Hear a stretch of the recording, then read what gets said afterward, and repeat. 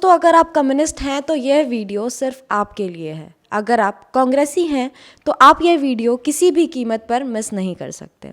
यदि आप संघी या फिर भाजपाई हैं तो यह वीडियो देखना आपके लिए लाजमी है। और अगर आप इनमें से कुछ भी नहीं हैं तो यह वीडियो आपकी सोच को एक नई दिशा दे सकता है। इन शॉर्ट, आप किसी भी कीमत पर यह वीडियो मिस नहीं कर सकते हैं, क्योंकि इस वीडियो पर हम बहुत सारे नए खुलासे करने जा रहे हैं। आज हम बहुत संवेदनशील, महत्वपूर्ण और सभी के लिए नॉलेजेबल, फैक्टफुल और मीनिंगफुल किताब हिंदुत्व और गांधी के लेखक और वरिष्ठ पत्रकार श्री मनोज जोशी जी से मुलाकात करेंगे और उनसे कई सारी बातें करेंगे। आपका स्वागत है मनोज जी। Thank you. तो दोस्तों, मैं आपको याद दिला दूं कि आप हमारे साथ इस वीडियो पर लास्ट तक बने रहिएगा, क्योंकि आज हम बहुत संवेदनशील किताब हिंदुत्व और गांधी को लेकर बहुत सारी बातें करने वाले हैं, जहां आपको बहुत सारे नए खुलासे देखने को मिलेंगे, जिसमें मैं आपको दावा करती हूं कि आप बहुत आश्चर्यजनक भी रहेंगे। तो दोस्तों, इस वीडियो में अंत तक बने रहिएगा। इससे पहले मैं आपको बता दूं, हमारे चैनल कैटलिस्ट टॉक को सब्सक्राइब करें, इस वीडियो को लाइक, कमेंट, शेयर करें और बेल आइकन दबाना बिल्कुल ना भूलिएगा। तो चलिए शुरू करते हैं आज का ये वीडियो। नमस्कार सर। नमस्कार। सर, आपकी ये जो बुक है हिंदुत्व और गांधी, हमने पढ़ी है। जैसे कि मैं आप सबको दिखा दूं, तो सर आप भी दिखा दीजिए आपकी जो बुक है। सर, इसके बारे में कुछ बताइए हमें। देखिए, ये किताब सही बताऊं तो अनायास लिख दी गई है। मैंने कोई प्लानिंग से कि मेरे को हिंदुत्व के ऊपर, गांधी जी के ऊपर कुछ लिखना है, ऐसा कुछ प्लानिंग नहीं था। ये जो किताब आप देख रहे हैं, ये किताब मतलब मेरे लिए तो कहा जाना चाहिए कि कोरोना के समय में जो लॉकडाउन लगा और पत्रकारों की जैसी ज़िंदगी रहती है कि बहुत आसपास मची रहती है, तो पहले लॉकडाउन के समय में एकदम से ज़िंदगी रुक गई।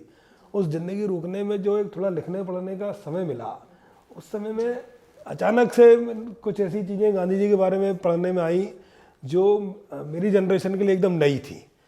तो मैंने जब उनको पढ़ा तो मुझे लगा इसको लिखा भी जाना चाहिए, और लिखा, और लिखते लिखते फिर किताब आज आपके हाथ में है। जैसे भाजपा ने सरदार पटेल का भाजपाईकरण कर दिया, तो क्या आप मानेंगे वैसे ही गांधी जी के हिंदुत्ववाद को हिंदुत्व कर दिया?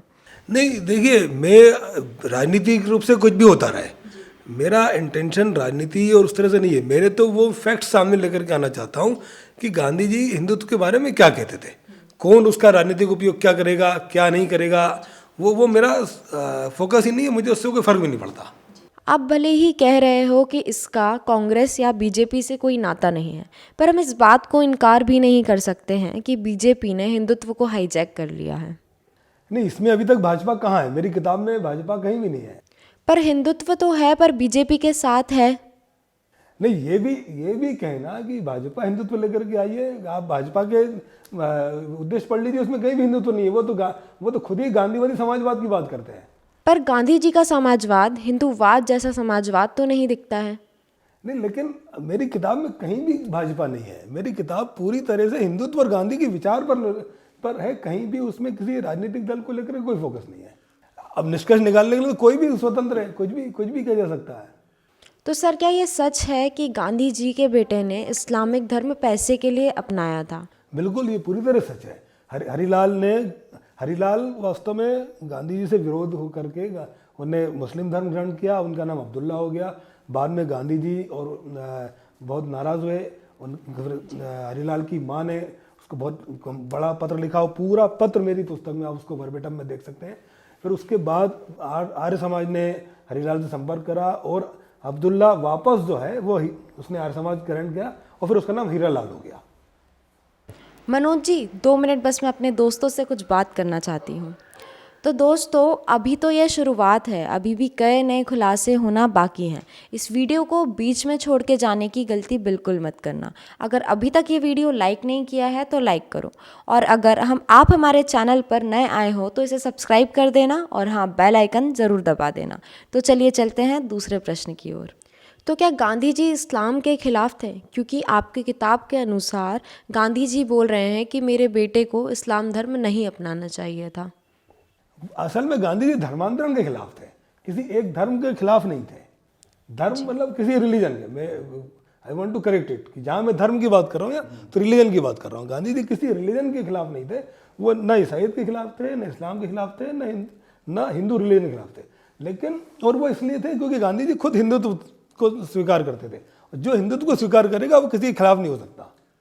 आज भी जो ईसाई मिशनरी का विरोध हो रहा है, क्या वो कहीं ना कहीं गांधी दर्शन से प्रेरित है? स्वाभाविक रूप से आज भी वो है, मगर आप उसके गहराई में जाएंगे तो गांधी दर्शन ही है। तो जो कांग्रेस आज ईसाई मिशनरी का विरोध कर रही है, वो गांधी दर्शन के खिलाफ है? देखिए ये राजनीति है, ये वोटों की राजनीति है। इस वोटों की राजनीति में किसको किधर वोट मिलते हैं वो करता है। वो वोटों की राजनीति के चक्कर में ये हुआ। जिस नैरेटिव की मैं बात कर रहा था वो यही बात करना चाह रहा था कि इस वोटों की राजनीति ने गांधी जी को लेकर के या बाकी चीज़ों को लेकर के एक समाज में जो नैरेटिव डेवलप कर दिया है, मैं उसी नैरेटिव को तोड़ने की कोशिश कर रहा हूँ। और कोशिश क्या कर रहा हूँ, मैंने फिर फैक्ट सामने रखे हैं। मैंने अपनी तरफ से, ज़्यादातर आप किताब पढ़ेंगे तो उस 128 पेज की किताब में मेरे अपने विचार बहुत कम है, यार नहीं ही है, सिर्फ एक फैक्ट सामने रख दिए और आपको जो विचार, आपको जो मन बनाना वो बना सकते हैं। आपकी किताब के अनुसार गांधी जी ना तो इस्लाम के खिलाफ थे, ना ईसाई के खिलाफ थे और ना हिंदुओं के खिलाफ थे, तो फिर क्यों गांधी जी की छवि प्रो मुस्लिम की तरह बनी रही? ये छवि वास्तव में जो है ना, हुआ ये मुझे जो लगता है कि गांधी जी ने कहा था कि देश का विभाजन मेरी लाश पर होगा, और वो विभाजन हो गया। लोगों को बड़ी उम्मीद थी कि गांधी जी ने कहा है कि देश का विभाजन मेरी लाश पर होगा तो विभाजन नहीं होगा, लेकिन वो विभाजन हो गया। और उस विभाजन के बाद, क्योंकि गांधी जी असल में उस विभाजन को मन से स्वीकार नहीं कर सके, तो उस समय के उनके अगर घटनाक्रम को और आप उसको देखोगे तो जो लोग विभाजन के विरोधी थे नेचुरली, जो है ना, जो नहीं चाहते थे कि विभाजन हो, उनको ऐसा लगा कि अरे यार ये तो उस तरफ बात कर रहे हैं जिन्हें विभाजन कराया। लेकिन आप अगर उस व्यक्ति की मनस्थिति को समझने की कोशिश करेंगे तो लगता है कि वो एक, क्योंकि स्वीकार नहीं कर पा रहे थे इसलिए वो चाहते थे कि एक साथ रहें, तो वो उस घटनाक्रम के कारण ऐसा एक धारणा बन गई और फिर वो जिस दिशा में राजनीति चली गई और लोगों ने जिस तरह से उसका पूरा एक नैरेटिव सा बना दिया गया, उसको बहुत ज़्यादा डिफाइन करना थोड़ा मुश्किल है, लेकिन मतलब बहुत नैरेटिव राजनीति ने सब खराब कर दिया है। आपकी पुस्तक के अनुसार गांधी जी हिंदुत्व को मानते थे, पर फिर उन्हें खिलाफत मूवमेंट का समर्थन क्यों किया? और जब बंटवारे की बात आई तो वो मुसलमानों के लिए और उनको पैसे देने के लिए, पाकिस्तान जब बन रहा था तो उनको पैसे देने के लिए वो सत्याग्रह पर भी बैठे थे, और जब हिंदुओं की बात आई तो वो मौन क्यों थे? देखिए इसीलिए मैं आपको बताना चाह रहा हूँ कि मेरी किताब में, पूरी किताब पढ़ लीजिएगा, केवल एक जगह पर विनोबा भावे जी का जिक्र है, बाकी पूरी किताब में मैंने वो बताया जो गांधी जी ने लिखा है, गांधी जी ने बोला है, गांधी जी ने कहीं, किसी गांधीवादी को मैंने कहीं भी कोट नहीं किया। केवल विनोबा भावे जी ने जो 31 जनवरी 1948 को गांधी जी की अंतिम संस्कार के समय में वहाँ जो श्रद्धांजलि सभा हुई है, उस समय में विनोबा भावे जी ने जो भाषण दिया है सिर्फ उसको मैंने कोट किया है। उसके अलावा जो कुछ भी लिखा है वो सब वो लिखा जो गांधी जी ने कहा है। असल में गांधी जी ने जो कहा वो हमें बताया ही नहीं गया ना। अगर वो बताया गया होता तो मेरी जनरेशन के लोगों को पता होता ना, नहीं पता इसलिए तो मेरे को लिखना पड़ा। तो दोस्तों इस वीडियो को छोड़कर बिल्कुल मत जाना, अभी भी कई खुलासे होना बाकी है। यदि ये सच है कि गांधी जी और सावरकर की मीटिंग इंग्लैंड में हुई थी और वो उससे प्रभावित भी हुए थे और उन्होंने सावरकर को माफ़ीनामा लिखने को भी कहा था, तो फिर गांधी जी सावरकर के पक्ष में खुलकर सामने क्यों नहीं आए? कहाँ गांधी जी किसके लिए सामने आए? ऐसा सामने आने की जरूरत भी क्या है? आप बताइए ना। उसमें गांधी जी उनके बड़े भाई को पत्र लिख रहे हैं, जो इस पत्र का मेरी किताब में उसमें उसको जिक्र किया है। वो बता रहे हैं कि इसको इस तरीके से आप लिखिए ताकि वो बाहर आ सकें। तो और क्या करेंगे गांधी जी? इससे ज़्यादा क्या उम्मीद करते हो आप? नहीं, पर कई मुद्दों पर गांधी जी, नेहरू जी और कई अन्य लोगों का समर्थन भी करते थे। पर अगर वो सावरकर की बातों से भी सहमत थे तो उन्होंने उसका खुलकर समर्थन क्यों नहीं किया? नहीं, विचारों से सहमत कितना थे ये अलग इशू है। दोनों के काम करने के तरीके में अंतर था। मैं सावरकर के काम करने के तरीके में और गांधी जी के काम करने के तरीके में अंतर था। लेकिन सावरकर जो है, सावरकर को लेकर के उनका अपना विज़न क्लियर था कि ये इनको भले, तो वो उसको देख करके उनका सपोर्ट करते थे। लेकिन और सावरकर तो हिंदू महासभा में थे ना। अगर नेहरू जी और सुभाष चंद्र बोस जी की आप जो बात कर रहे हो तो वो तो कांग्रेस के अंदर है, वो हिंदू महासभा में तो गांधी जी रहे नहीं। अब वो वहाँ उसको कैसे सपोर्ट कर सकते थे? तो क्या गांधी जी संघ के निकट थे? देखिए बिल्कुल है ना, ये तो सच है ना, ये तो फैक्ट्स। ये तो खुद आप जो गांधी जी के सारे साहित्य में सब कुछ उल्लेख है, तो सारी चीज़ें क्लियर हैं, सब कुछ दर्ज है, कोई बोले नहीं उसका क्या किया जाए। यदि ये सच है तो बीजेपी तो इसके बारे में कभी बात ही नहीं करती है और कांग्रेस तो इसके बारे में कुछ बोलना ही नहीं चाहती है, ऐसा क्यों? देखिए फिर वही बात है, बीजेपी क्या करती है, कांग्रेस क्या करती है, ये मेरा फोकस ही नहीं है। मैं तो समाज के सामने अपनी बात लेकर के आना चाहता था, वो मैंने कर दिया। भाजपा क्या कर रही है, कांग्रेस क्या कर रही है, किसने क्या किया, अगर हम उस विवाद में पड़ेंगे तो उसी नैरेटिव में उलझे रहेंगे। वो इस राजनीति ने जो समाज में जो नया जो भ्रम पैदा किया है, उसी भ्रम को तोड़ने के लिए तो ये किताब है। तो क्या इसका अर्थ यह माना जा सकता है कि गांधी जी और आरएसएस एक दूसरे की विचारों से सहमत थे और आरएसएस ने गांधी जी के हर आंदोलन में एक्टिवली पार्टिसिपेट किया? हाँ, बिल्कुल ऐसा है, बिल्कुल, ये एकदम 100% सही है। तो आज तो बार बार कांग्रेस ये कहती है कि आरएसएस ने स्वतंत्रता संग्राम में पार्टिसिपेट नहीं किया है, तो क्या आप इसे डिनाई करते हो? पूरी तरह डिनाई कर रहे हैं। आप किताब पढ़िए, उसमें डॉक्टर हेडगेवार का जिक्र है। उन्होंने वो जो जंगल सत्याग्रह, जब गांधी जी नमक का कानून तोड़ रहे थे, उस समय में डॉक्टर हेडगेवार क्या कर रहे थे? उस समय डॉक्टर हेडगेवार जंगल सत्याग्रह कर रहे थे, जेल गए। और ये तो केवल एक उदाहरण है ये, और ये तो पूरा एक अलग टॉपिक है, इसके ऊपर तो एक पूरी किताब लिखी जा सकती है। यदि आपके अनुसार गांधी जी इतने हिंदूवाद थे तो गोडसे ने उन्हें क्यों मारा? क्या गांधी जी का हिंदूवाद गोडसे और वीर सावरकर के हिंदूवाद से अलग था? देखिए, गोडसे के बारे में तो बात करना ही बेकार है। सावरकर के बारे में तो बात की जा सकती है, गोडसे के बारे में बात करना ही बेकार है। मेरी किताब में आप देखिए, ये एक चैप्टर है पूरा। इस किताब में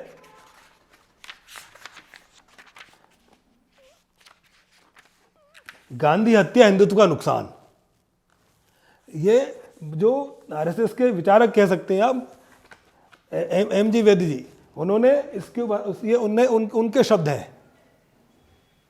गोडसे अगर हिंदूवादी होता, और हिंदूवाद क्या है वास्तव में, अगर गोडसे हिंदुत्व का पैरोकार होता तो गांधी का किसी को भी नहीं मारता।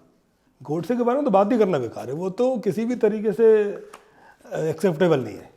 पर आज भी कई लोगों का मत है कि गोडसे आरएसएस से जुड़े हुए थे।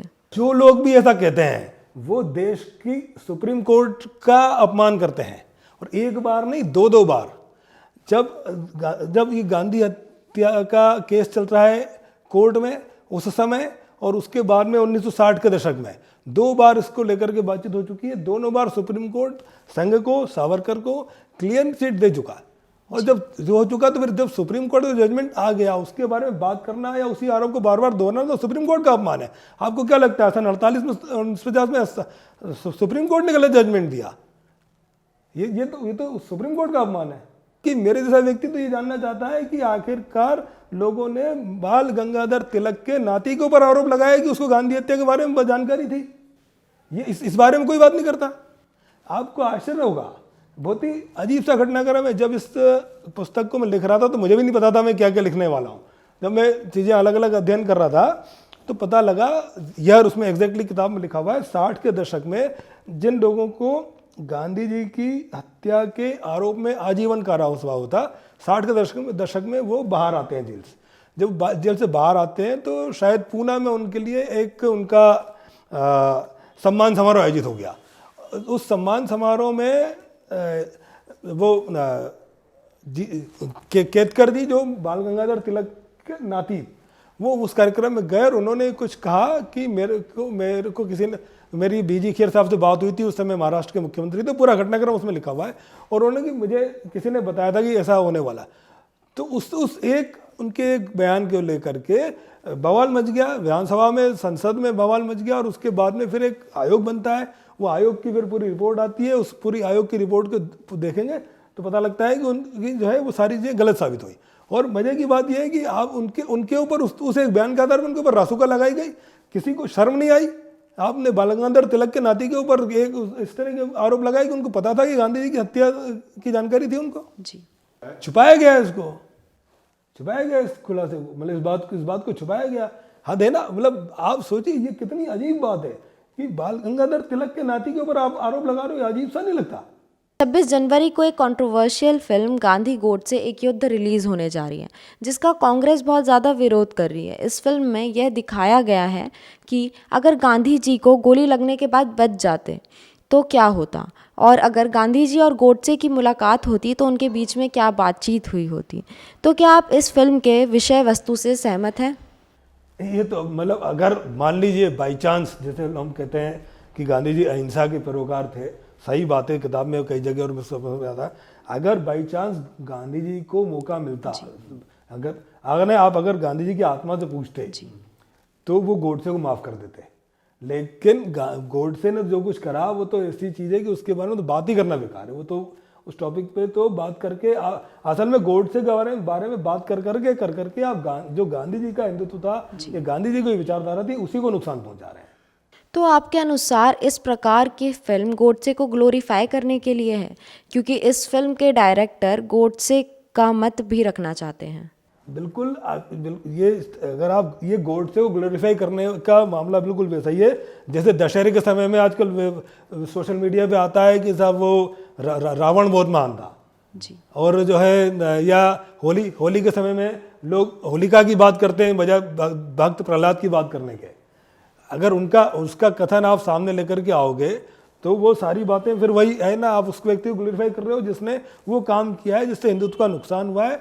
और हिंदुत्व क्या विचारों में असमानता आपको किसी की हत्या का अधिकार देती है क्या? तो कांग्रेस इस फिल्म को अपोज कर रही है, तो क्या इस प्रकार की फिल्म रिलीज नहीं होनी चाहिए? हाँ, मतलब मुझे तो लगता है पिक्चर देखी ही नहीं जानी चाहिए। मेरा तो यह कहना है कि गांधी जी और गोडसे दोनों का पक्ष आने देते हैं, कौन क्या स्वीकार करता है ये हम उन्हीं पे छोड़ देते हैं। इसमें बिल्कुल बहुत ही स्पष्ट है, मेरी किताब में भी मैंने जो लिखा है वो केवल फैक्ट सामने ला करके रख दिए, मेरे अपने विचार उसमें बहुत ही कम है। ऐसी गोडसे का जैसा पक्ष है, जैसा उसने कोर्ट में कहा है वर्बेटम में, आप वैसे ही पढ़िए ना। आप उसको ग्लोरीफाई करके क्यों पढ़ना चाह रहे हैं या ग्लोरीफाई करके क्यों देखना दिखाना चाह रहे हैं? आप उसको वैसा जैसा उसने कहा है वैसा ही, जैसे आप अगर उसको देखेंगे तो उसने जो कुछ कहा उसको वैसा पढ़िए, फिर अपने हिसाब से सोचिए ना, आप उसमें अलग से क्यों जोड़ना चाह रहे हैं? धन्यवाद मनोज जी। तो दोस्तों, मुझे उम्मीद है कि मनोज जी के साथ ये खास बातचीत आपको बहुत पसंद आई होगी और मेरी तरह आपको भी गांधी जी और गोडसे को लेकर, साथ ही हिंदुत्व को लेकर बहुत सारी नई नई बातें पता चली होंगी। अगर आपको ये वीडियो थोड़ी भी यूज़फुल लगी है ना, तो लाइक कमेंट शेयर करना बिल्कुल मत भूलना।